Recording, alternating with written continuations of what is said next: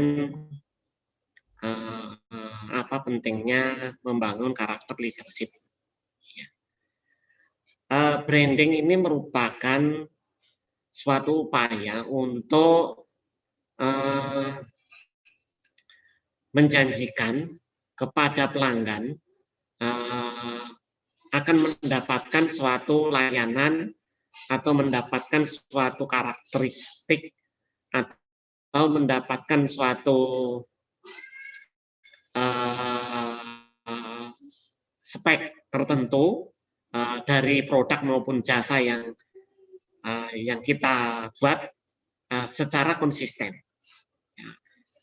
Artinya ketika kita menghasilkan suatu produk, jasa maupun karakteristik kita sendiri itu dari waktu ke waktu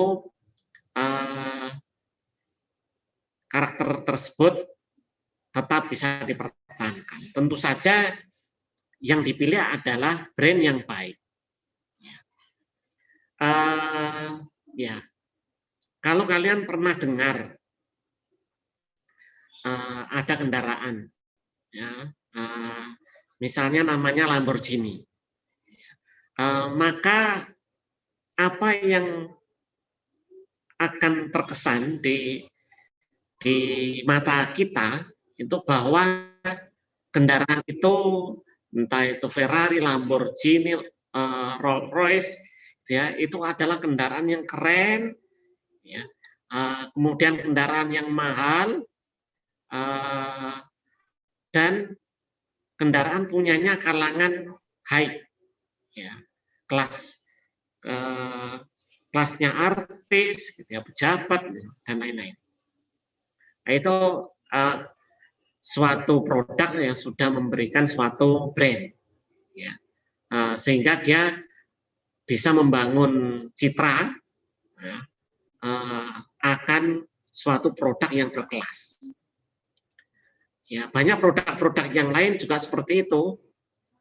Ya, misalnya tas Louis Vuitton, ya, nah, itu merek-merek tertentu yang bagi mereka yang senang atau gemar produk-produk seperti itu, maka mereka akan kenal, tahu, oh ini adalah produk-produk yang memiliki brand, ya, karena produk tersebut adalah produk-produk yang berkelas. Nah, itu tidak hanya berlaku untuk produk, tetapi bisa berlaku untuk citra diri. Ya. Maka kadang-kadang kalian suka mengatakan kalau ada temennya yang tidak mau begini, tidak mau begitu, kemudian dikatakan jaim. Ya. Entah sekarang masih bahasanya masih jaim atau bukan, ya. Itu adalah singkatan dari menjaga image, ya, atau menjaga citra. Ya. Itu bagus loh sebenarnya istilah itu, tapi kadang-kadang konotasinya negatif. Nah, kalau untuk profil diri, maka brand ini diperlukan untuk membangun citra yang positif. Nah, sebenarnya bagi pengusaha, citra personalnya itu tidaklah terlalu penting. Ya. Mungkin penting kalau itu politikus, gitu ya, penting sekali membangun image, ya, citra. Tapi pengusaha tidak seperti itu. Tapi yang lebih penting lagi adalah produknya.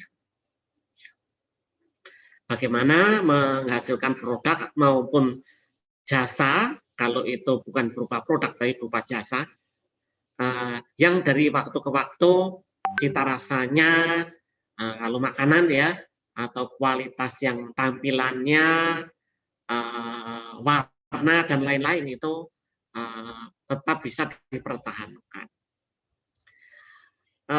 Dia mendefinisikan karakteristik Anda. Ya, kalau ini adalah image untuk personal, itu ya, maka mendefinisikan karakter personal. Saya seringkali memberikan tugas di awal-awal kuliah, gitu ya, untuk mahasiswa menuliskan tiga karakter utama yang mewakili dirinya, gitu ya. Misalnya saya seringkali mencontohkan, saya Pak Amin itu kalau diminta memilih tiga karakter, ya saya memilih karakter adalah sosok yang idealis, ya, sosok yang jujur, gitu ya, sosok yang ringan tangan membantu pada mahasiswa. Itu adalah karakter yang saya ingin itu menjadi brand saya. Nah, bisa jadi penerimaan orang itu beda, gitu ya. Meskipun kita sudah menampilkan begitu, penerimaan orang bisa jadi nggak begitu, gitu ya. Mungkin kalau dinilai, kalian diminta untuk menilai bagaimanakah karakter Pak Amin. 1, sibuk, ya. 2, sulit ditemui, gitu. 3, kalau di WA jarang balas. Ya. Nah, ini kan berarti nggak cocok. Ya. Nah, kalau seperti itu berarti ada gap ini. Ada gap antara apa yang menjadi harapan saya mengenai personality saya dengan yang diterima atau pandangan dari masyarakat, ya. Dalam hal ini ya pandangan dari mahasiswa. Nah, berarti itu ada something wrong, ya, kalau seperti itu. Nah, kalian juga perlu untuk mendefinisikan personality Anda itu seperti apa. Dan kemudian nanti bisa di cross check dengan teman-temannya. Ya, apakah personality kalian itu sudah klop dengan apa yang ditangkap oleh teman-teman kalian, gitu ya. Kalau kalian misalnya menampilkan diri sosok yang ramah, cheers, gitu ya, mudah bergaul, ya, senang menolong, ya, itu ternyata di mata teman-teman kalian, oh si A ini orangnya judes, gitu ya, ngomongnya kasar, gitu ya, misalnya. Nah, itu jauh sekali, jauh panggang dari pada api, ya, jauh dari harapan nas. Kalau seperti itu maka ada something wrong, ya, ada sesuatu yang salah. Nah, bisa jadi itu kesalahannya itu berlawanan, bertolak belakang. Bisa jadi hanya berbeda tipis, gitu ya, hanya berbeda tipis. Contoh misalnya, saya ingin tampil sebagai dosen yang idealis, ternyata dinilai oleh mahasiswa, Pak Amin ini sosok yang disipliner, gitu ya, terus sulit kompromi. Nah, itu kan memang tidak jauh dari idealisme, itu misalnya. Branding ini akan membentuk way of thinking and way of acting. Jadi kalau kalian sudah tetapkan brand Anda itu adalah sosok yang jujur, yang ramah, gitu ya, yang suka membantu, gitu ya, maka itu jadikan itu cara berpikir, cara berperilaku, gitu ya, sehingga di keseharian orang akan menilai diri Anda adalah sosok yang begitu. Ini contoh kalau diri saya sendiri, gitu ya, saya adalah sosok yang low profile. Ya. Maka orang lain kalau ditanya, Pak Amin orangnya seperti apa? Oh, Pak Amin itu orangnya low profile. Ya, orangnya tidak suka menonjolkan diri, ya berarti sudah cocok. Berikutnya, dia harus unik, konsisten, baik dari segi penampilan, rasa, kemudian June, kemudian voice, ya itu harus konsisten gitu ya, antara ya kalau produk itu penampilan produk ya, kemudian kesannya produk ya, dan seterusnya. Dia mengirimkan karakter yang berbeda, bahkan itu pada pandangan yang pertama. Jadi dari pandangan pertama kita sudah bisa melihat ini adalah produk yang unik, ya. Produk yang lain daripada yang lain.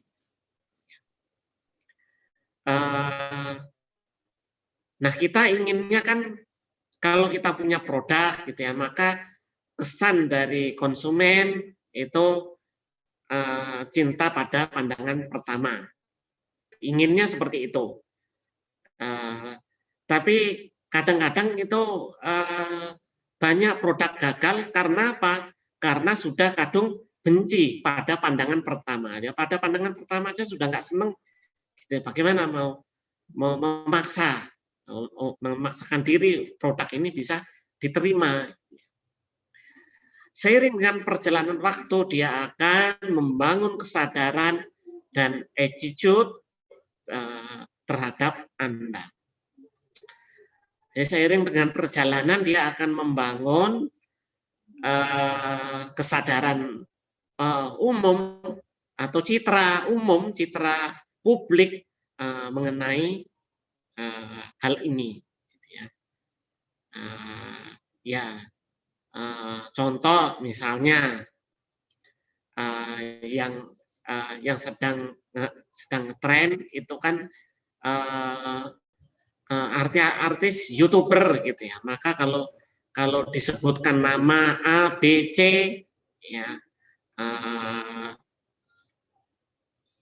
ya misalnya Ria Ricis gitu ya, Halilintar, itu citra yang terbangun adalah citra sosok YouTuber sukses.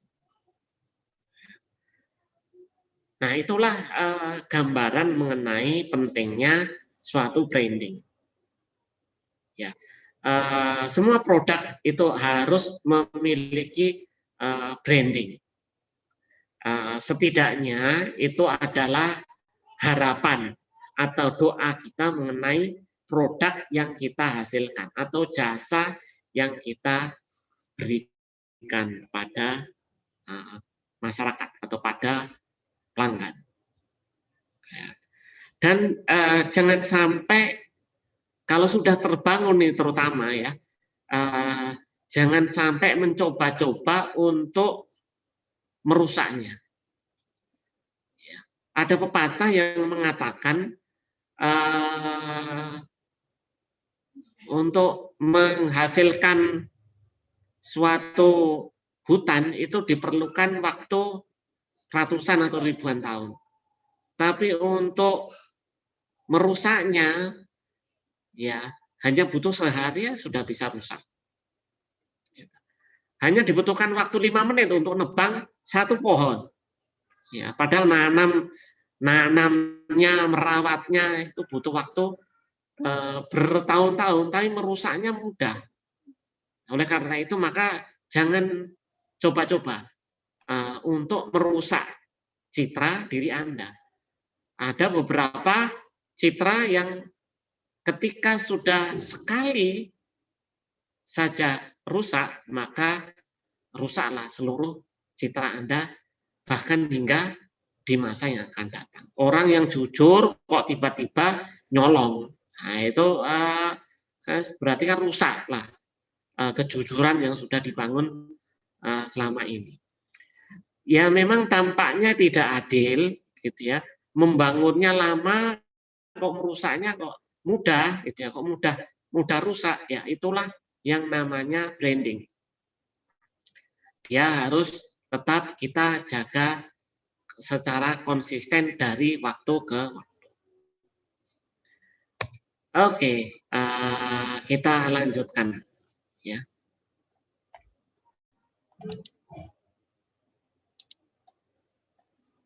Sekarang leadership ini.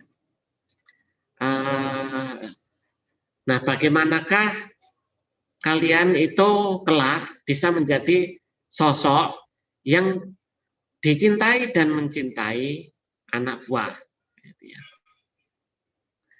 Bisa menjunjung tinggi komitmen dan keadilan, bisa mengembangkan kemampuan penerusnya, bisa mewariskan ide, prinsip hidup, cara berpikir, dan cara bertindak yang menginspirasi. Nah, inilah sosok pemimpin yang dicari. Pemimpin yang suka membantu, suka menolong, suka memberikan perhatian kepada anak buahnya. Pemimpin yang menjunjung tinggi kejujuran, keadilan, tidak pilih kasih. Pemimpin yang mau membina penerusnya, jadi tidak hanya fokus pada dirinya sendiri, tapi bagaimanakah orang lain itu bisa meneruskan kepemimpinannya. Pemimpin yang bisa mewariskan ide, prinsip hidup, cara berpikir, cara bertindak yang menginspirasi. Ya, ini adalah gagasan yang mudah diucapkan, tapi sulit untuk dilaksanakan. Ya. Tapi sebenarnya sulitnya itu bukan pada masalah sulit mempraktekkan, bukan masalah caranya yang sulit, tapi sebenarnya waktu yang panjang ya, yang dibutuhkan untuk bisa melaksanakan semua tahapan ini. Yang namanya kita mencintai anak buah itu kan enggak, ya ini kan beda ya, beda dengan tadi ya, love at the first sight, first glance itu ya. Bukan hubungan seperti itu. Ya, tapi ini adalah hubungan yang dibina, dijalin. Menjunjung tinggi komitmen dan keadilan itu akan berproses ya. Seiring dengan perjalanan waktu, orang ini komit ya, kalau diberi tugas segera melaksanakan, kalau diberi amanah melaksanakan dengan baik amanah tersebut. Kalau diminta untuk membagi, dia membagi secara adil. Ya. Nah, itu kan berproses. Ya. Apalagi sampai mengembangkan kemampuan, mewariskan ide, prinsip-prinsip hidup, ya, dan seterusnya. Ini ya sesuatu yang membutuhkan banyak waktu. Dan saya karena diminta untuk mengajar di kelas ini gitu ya, maka saya termasuk orang yang berusaha untuk bisa mewariskan ini. Ide, prinsip hidup, ya, cara berpikir, cara bertindak agar itu bisa menginspirasi kepada kalian. Ya, karakter-karakter seperti ini ya bisa mengambil keputusan, inovatif, punya komitmen, ya bisa menerima kegagalan, penolakan, gitu ya, karena kegagalan itu bukan hanya dialami oleh kita, gitu ya, dan seterusnya. Ini sehingga kita nanti bisa menjadi sosok yang sukses, yang seperti ini. Tapi mohon maaf, ini bagi yang belum 17, ini harus didampingi orang tua. Ini gambar saya ini, gambar-gambar ini 17 tahun ke atas. Ya, populer gitu ya, punya kedudukan. Nah, siapakah yang bisa membantu kesuksesan Anda. Ya, Anda sukses itu bisa jadi ditentukan oleh tempat tinggal, ya, negara, pekerjaan bisa, hubungan kemanusiaan, ya, ya bisa dengan relasi-relasi itu bisa membantu kesuksesan Anda. Tetapi yang paling utama, yang paling penting adalah diri Anda sendiri. Nah, karena itu maka perlu untuk melakukan analisis diri. Ya, analisis diri. Tuliskanlah diri Anda. Jadi kalau Anda diminta tolong tuliskanlah diri Anda, maka apa saja yang akan Anda tuliskan? Ya. Manajemen waktu. Ya, seingat saya ini pada saat apa ya, PKK maba ya. Ini saya pernah sampaikan ini mengenai kiat-kiat untuk mengatur waktu. Ya, ini akan terus saya sampaikan gitu ya, bagaimana mahasiswa itu bisa mengatur waktunya dengan disiplin, ya. Bagaimana bisa membuat penjadwalan, gitu ya. Anda mungkin bosan, gitu ya. Tapi saya tidak bosan untuk menyampaikan hal seperti ini.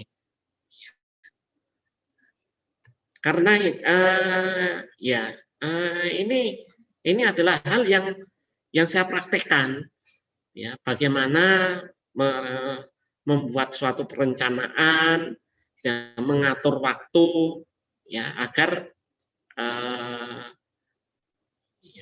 agar apa yang wajib Anda laksanakan harus tercapai, gitu ya.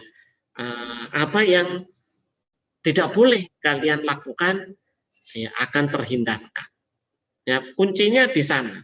Mana yang lebih prioritas, ya itu yang harus dilaksanakan terlebih dahulu. Ya. Mana yang tidak prioritas, ya itu yang bisa ditinggalkan. Di antara perampok waktu, ya sering menunda-nunda, gitu ya. Kalau telepon sih enggak, sekarang itu sudah eranya sudah beda, WA lah, FB, IG, ya dan lain-lain. Tamu tidak diundang, maksudnya sih bukan maling ya, tapi tamu-tamu yang sering datang dan sering ini tidak pernah kalian kontrol, itu ya, teman-teman kalian. Ya, persahabatan itu penting, tapi yang lebih penting lagi itu maknanya. Ya, persahabatan yang bermakna. Pertemuan-pertemuan, ya, kurangnya rencana, melakukan sesuatu yang sifatnya emosional, tidak bisa mengatakan tidak, kebiasaan hidup yang tidak baik. Nah, ini adalah hal-hal yang merampok waktu Anda.